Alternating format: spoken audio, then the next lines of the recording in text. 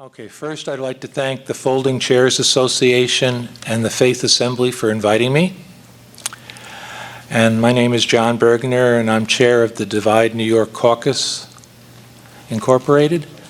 And we've been working to redesign the state into autonomous regions. So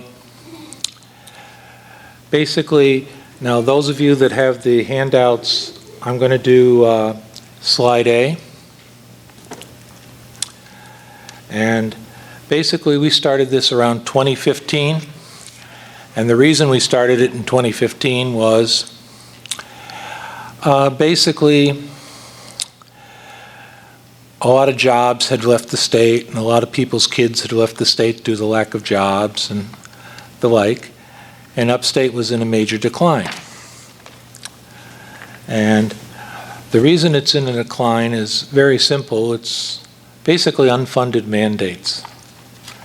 For those of you who don't know what an unfunded mandate is, it's basically when the state legislature wants a program but doesn't want to pay for it, it forces the local government to do the program and raise its own taxes to do that.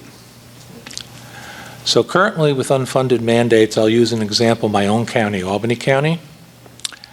The entire property tax of Albany County and 2% of their 4% sales tax all goes to unfunded mandates. The county has to run on the 2% remaining of the sales tax. Most other counties are this way. There's some variation, of course, between them based on their property tax worth and the other things, but that's basically what it happens. So that's why property taxes and sales taxes are so high. One of the most interesting things I always get a kick up is on school districts. Most of you are aware that school districts have to conduct their own elections. They conducted them in May, even though there's a primary in June. What's interesting is that school districts can't use the voter registration rolls. Well, actually, they changed that. Now they can, but they couldn't until 3 years ago use the voter registration rolls from the county. They had to have their own list, and that's why they were allowed to use photo IDs at school elections if they chose, where it's actually a misdemeanor to use a photo ID at the general election. So we can debate that back and forth why that is, but that's not really what we're here for, so I'll just skip over that. I just point that as a thing. The other thing about school districts is because they have to conduct their own election, the average size school district, it costs them $500,000 a year to conduct an election. When we have the complete staff, and they can't use the county staff to do it. That's basically a big chunk of school district budgets is just conducting elections. They have an awful lot of unfunded mandates. We have never been able to get a complete list of them all. We know there's over 5,000 of them. Now, most of them only add like 10 cents a thousand to your property tax, which isn't a big deal. But when you add them up by the number, there are some that the school districts and local governments may be in violation of because nobody remembers they're still on the books. So it's a very interesting thing. What's also killing the upstate economy is unnecessary regulations. What works well in a city like New York City does not work in a sparsely populated area. And the regulations are basically being drawn for densely populated areas, so they don't work in rural areas. One of the most interesting things is the farm bill that was passed by the state legislature about 5 years ago now, passed with no votes from any legislator who represented a farmer. So I always find that kind of interesting. The new Amsterdam regional government, which is what we would call upstate, would have the power to replace these regulations. And the amendment that would create it has a restriction on unfunded mandates. They'd all expire unless repassed by a 3/5 vote of the legislature. And if anybody knows anything about legislators, getting 3/5 of them to agree on the time of day is tough. So that would mean most would expire. Some of them do make sense, though, because they do have an unfunded mandate that if you have a water system, you have to test the water system every 6 months to make sure it's not become contaminated, which I actually think is a good deal. But a lot of them are just wasteful and make no sense at all.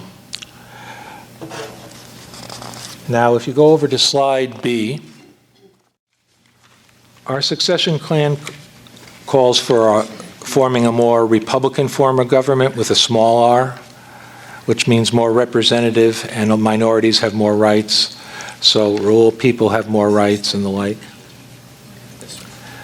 We'd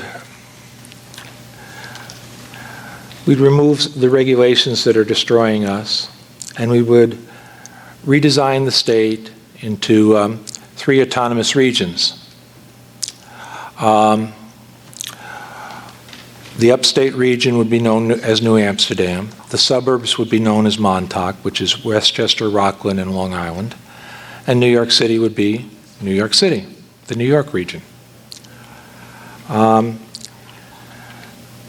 token state government that's left to comply with the U.S. Constitution would be kept small by limiting its taxing power to a 3% sales tax. All other taxing powers go to the regions or the local governments. And that would mean basically the governor of New York, because we have to have one under the U.S. Constitution, but we're not required to give them any power, would have a little bit more power than the King of England currently does. To give you a best example I can get. To divide us into 3 regions, it takes an amendment to the New York State Constitution, which I'll go into later. What we would do is we would have 3 regions, each with its own elected legislature.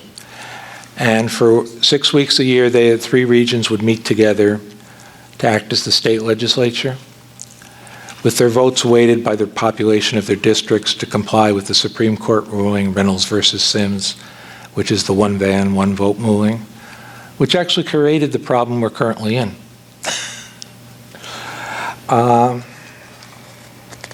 If you go to slide C. Now, the token state government, the laws it would be allowed to do are limited only to Indian affairs, which I find ironic. New York state law still calls it Indian affairs, so I'm using the actual quote from the law, even though that's now considered politically incorrect. But, and for the legislative branch only, the National Guard would remain under the state, but the state guard would go under the regional governors, because we have 2 guards in this state. I don't know if most of you are aware of that or not. There's a National Guard and there's a State Guard. A lot of times the same people are in both. In fact, almost always the same people are in both. And they sometimes have different ranks and depending on which one is activated. All the remaining laws, which is about 3/4 of the laws in New York State, would become regional laws. And the region could delete them or amend them or the like. Some of the ones that would become regional laws would be the SAFE Act, Common Core laws, that allows each region to modify them independently. So I assume the New York region would go super SAFE Act and we repeal part of it. So it might actually keep everybody happy. I don't know. Regional senators from all regions also serve as New York State senators, and regional assemblymen also say that. And I previously talked about the weighted votes. And then basically we outline the fiscal years for each of the state and the region so they don't overlap, so the same legislators can act as both regional legislators and part of the state legislature.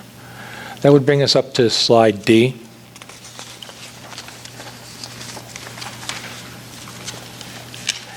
Each region gets an elected regional governor, an elected regional secretary of state, and of course its own regional lieutenant governor. The education departments would report to the regional governors. There'd be 3 of them. Currently, for those of you who are not aware, the education department currently reports to the assembly speaker. To who? The assembly speaker. Most people are not aware of that fact, but what it is the state legislature elects the Board of Regents, and the Board of Regents appoints the education commissioner. So that results in the Speaker of the Assembly actually controlling whether the education commissioner gets to keep his job or not. Indirectly, but basically. The token state government gets to keep an elected governor, an elected lieutenant governor, and the state controller. In order to prevent opposition to the plans, we will leave the pension system at the state level unchanged, and the amendment defines in detail how departments and employees are transferred to regional governments from the state. The amendment is self-implementing, and the reason for that is what happened to Staten Island in 1994, I believe it was. How many people are familiar with that? Nobody? Okay. Back in 1994, Staten Island voted with 60% of the vote to leave New York City. For the next 25 years, the bill to ratify it was stuck in committee. Now they don't even bother to introduce the bill anymore. So this amendment, once passed by the voters, is over 30 pages, and it implements itself. It requires no implementing legislation. Once it's passed, it takes effect. The amendment is detailed. So what happens is it defines exactly how the government is divided, who gets what, how the equipment is divided, and who decides who gets what equipment. Everything is all there that would normally be put in an implementing law. So therefore, it can just, once it's ratified by the voters, it can take effect. Now, it also sets up so that kids will, or I should say college students, will still be able to attend whichever college they want, and their home region will pay for it. Prisons are set up so that the New Amsterdam region gets to keep 2 for men and 1 for women.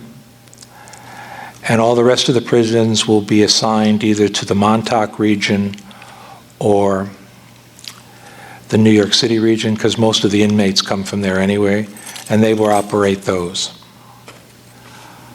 The powers of the Court of Appeals are transferred to the new regional superior courts, which will be the highest court in each region. And judicial apartments will be adjusted so they don't cross regional boundaries.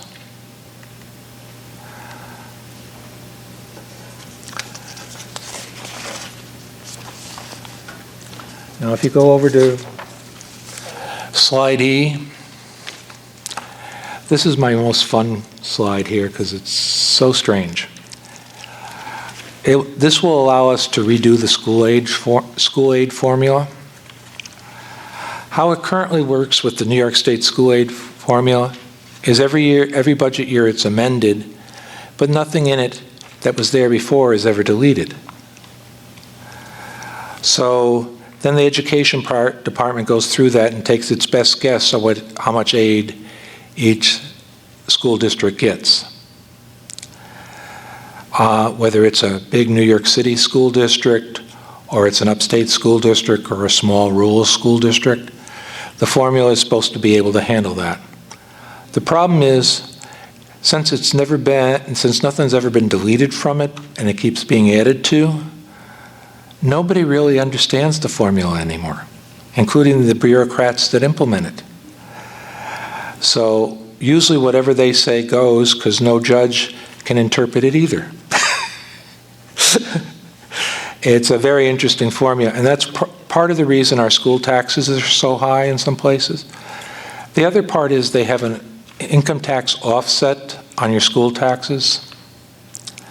What that is, when you fill out a New York State tax return, you notice how you have to put in your school district name? They use your income to determine how much or how little aid each school district gets. But they never cross-check that with 9-digit zip codes or anything like that. So what happens is, say you're in the Poughkeepsie School District, but you're in the town of Poughkeepsie. Your income might count against the city of Poughkeepsie School District, because the town of Poughkeepsie has a different school district.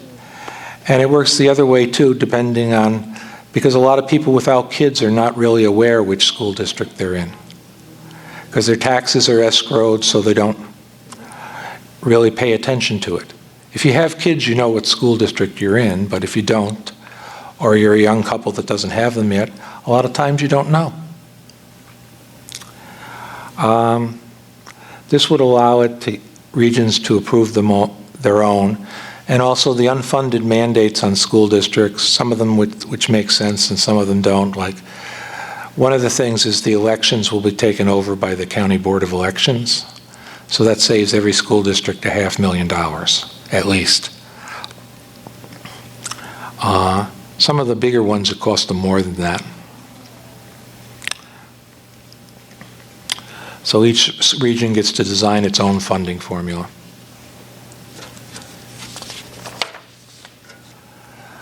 Now, if you go over to slide F,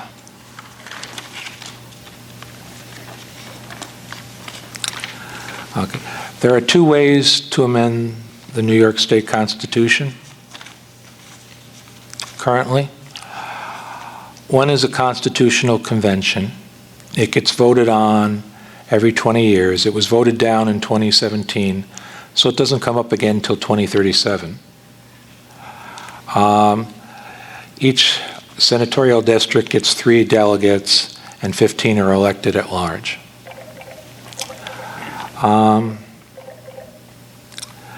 Option 2 is the state legislature passes an amendment twice with an election of legislators in between. It's just a simple majority, and a simple majority of the voters approve it. That's the method we're trying to. It's in committee. It didn't get out of committee this year, but we'll go over that in a second. We need to get more co-sponsors of the bill, but at this point, sponsorship is frozen because the legislative session is over for the 2 years. So next year, the bills will get new numbers.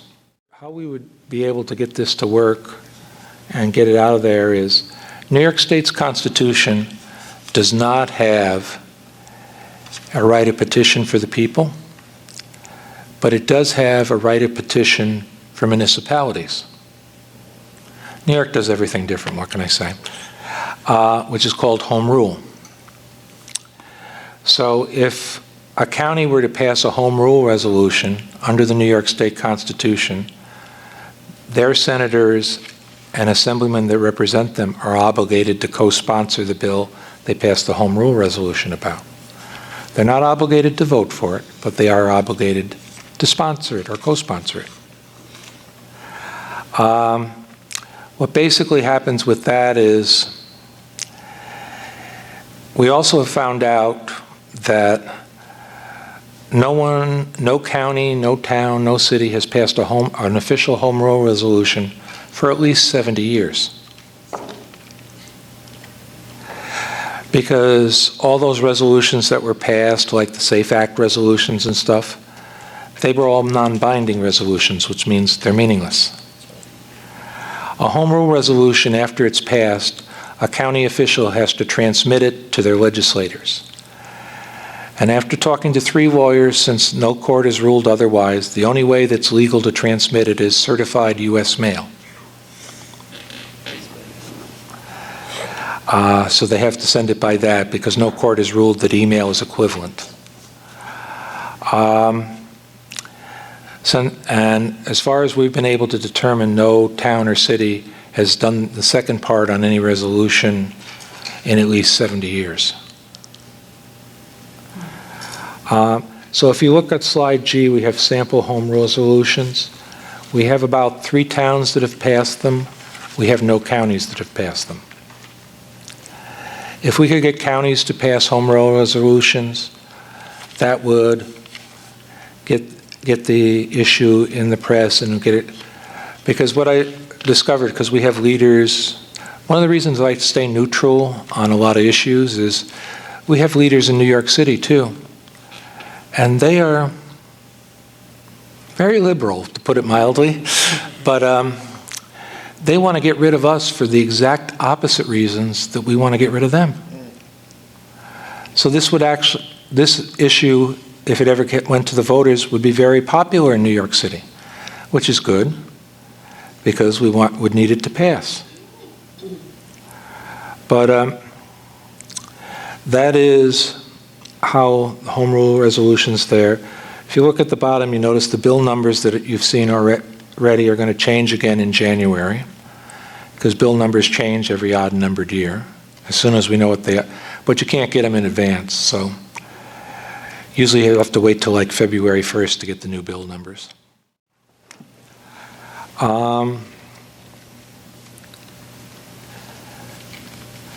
And that's basically what slide G is about. And before I go over to the question part, I wanted you to have the separate handout here. We have a separate handout. We do this separately because when we incorporated it wasn't an option. So we're a state committee, so I'm doing this as an individual now.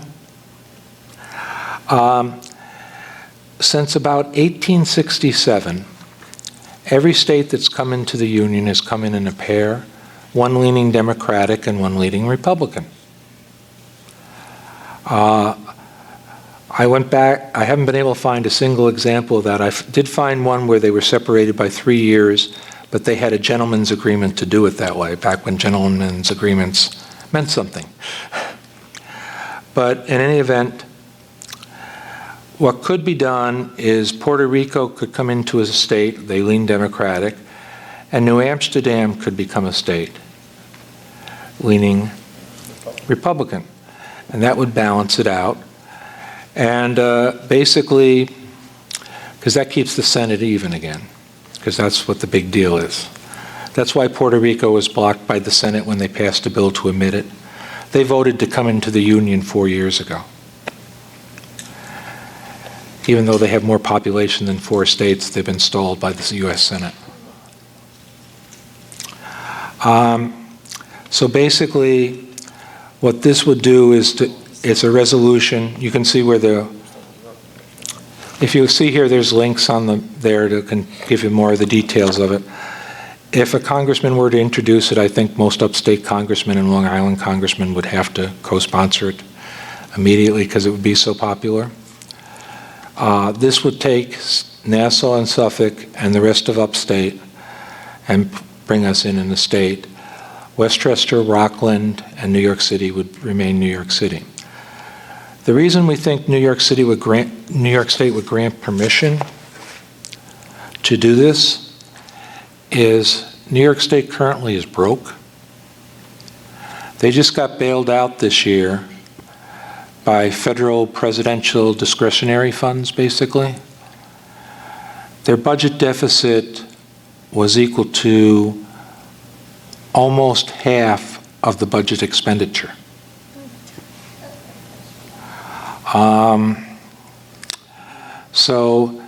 But they got bailed out by presidential. If the presidency were to change next year and they weren't bailed out again, they'd be desperate for money, so they'd be willing to sell us in a heartbeat. So this would be a possibility then. We also have a third option coming up that we're looking into, but we haven't been able to find a law firm that has deep enough pockets to do it yet. Article 4, or is it Article 5? I'm doing this from memory, I'm sorry. Of the U.S. Constitution requires every state have a Republican form of government, small r. And New York now fails the test for having a Republican form of government. That being the case, we would like to have Reynolds versus Sims reversed and go back to having one senator per county, which is when upstate started to decline when Reynolds versus Sims first occurred when I was a little kid. 49 states have senates, and they were all designed to mirror the U.S. Senate based on geography, not population. And that was to balance the interest of urban voters versus rural voters. Our Constitution used to be passed by, amendments to it were passed by the legislature. Used to be, prior to Reynolds versus Sim, the Senate was by geography. So basically, rural people had a minority share in it. And even though we're densely populated in this part of New York, we're still rural compared to downstate. What happened when they repealed that, everything became a simple majority vote, which is pure democracy. To amend the Constitution of the state is a simple majority vote. To have the voters ratify it is a simple majority vote. There is no supermajority votes required except to override a governor's veto.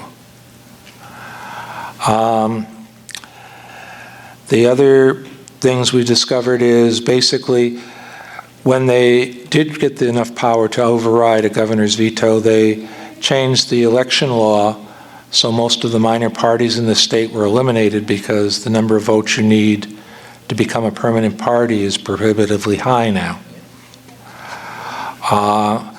And it's also very difficult without a lot of money. Unless you're a millionaire, you cannot get on a statewide ballot anymore because the number of signatures is prohibitively high. 2 questions about the home rule resolutions. If a county legislature passes a home rule resolution, is the state required to comply with that and not penalize the county because they disagree with the resolution? Well, the Constitution says the legislators that represent are obligated to co-sponsor it. Now, what happens when they break that obligation? I guess it becomes a campaign issue. I don't really know if there's any penalty clause for that. As to retaliating to counties based on aid, that is also one of the reasons we are no longer a republic. We are now a pure democracy because the majority can punish anyone they want, any way they want, by cutting their funding. Right. Yes? If you were going to give a sales pitch to a local politician, what would be your 3 biggest points? And that's always going to be money at some point. But Okay, we figured out before we started this, on our website we have a page that I usually don't bring up because it usually puts the audience to sleep, but we could easily support ourselves. Upstate could, the Montauk region could easily support itself, and of course New York City could easily support itself. So we don't need funding from New York City. What is currently happening is, because of the unfunded mandates, we have to tax ourselves much higher than we would be required to if they were gone. If we were to operate like either Vermont or Pennsylvania, our property taxes could be 1/2 what they currently are. that's based on money going to New York City? That's because... From the mandates from New York City that we have to comply. Correct. If you look on our website, we have a study that was done by the Upstate Association of Towns. They haven't done another one since the pandemic, so we still have the old study. But it shows the taxes. It picked 2 towns, one in upstate New York and one across the border in Pennsylvania. And it showed the difference in taxes. And it was startling. And the really weird part is if we could get them to redo it, is the New York taxes have continued to rise and the Pennsylvania ones have not. But that's also on the website under Better Jobs, Lower Taxes. What tips would you give us to get there or not get there? Well, first we need counties to pass home rule resolutions. That's the number one thing to show we're still alive and it's not going to stay in committee forever. The bill is only 4 years old, so we're relatively new. It took us from 2015 to 4 years ago to get the bill introduced. So how do we go about doing that? Basically, that is the complicated part.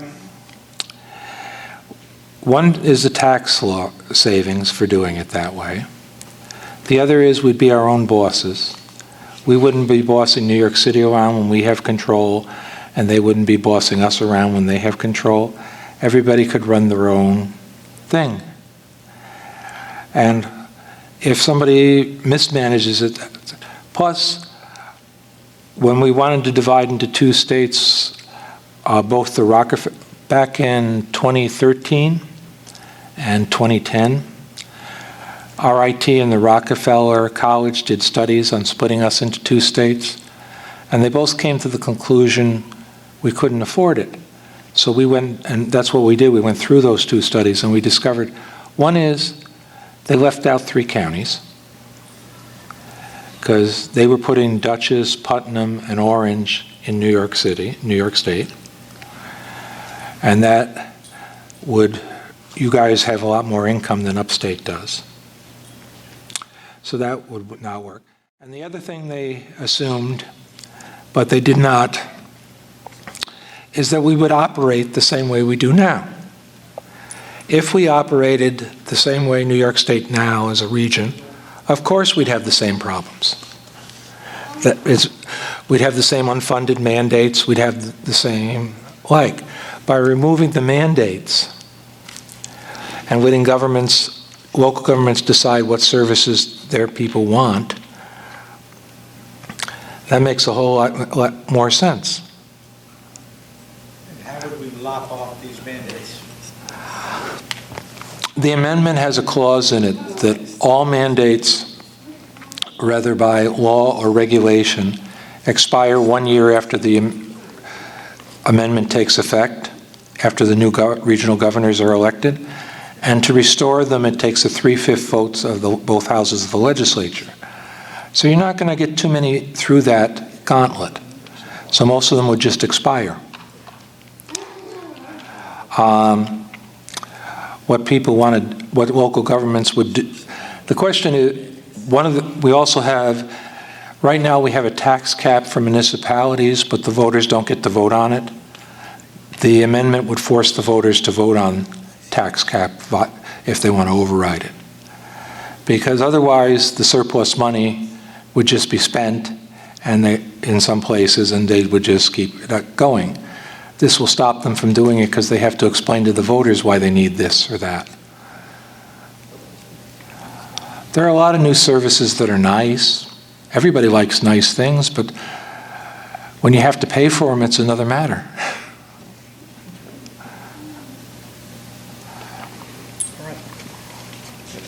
So again, how do we get our county to pass this home rule resolution?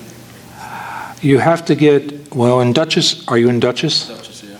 Okay, Dutchess County has a county legislature, so you have to get the county legislators, a majority of them, to pass the resolution. Since it's only a home rule resolution, the county executive is not technically involved. They just pass a resolution and then the clerk of the legislature sends it to their state senators and assemblymen. I see. Not to say that the county executive wouldn't have some influence over the legislature. It's sort of like the amendment for forming regions. When it's passed, the governor technically has no say over whether an amendment is passed or not. Can it be vetoed? Can it be signed? It just gets passed twice and then goes to the voters, skips the governor entirely. That doesn't mean Kathy Hochul wouldn't have some influence over the legislatures, though. final question? Going once? Going twice? Thank you.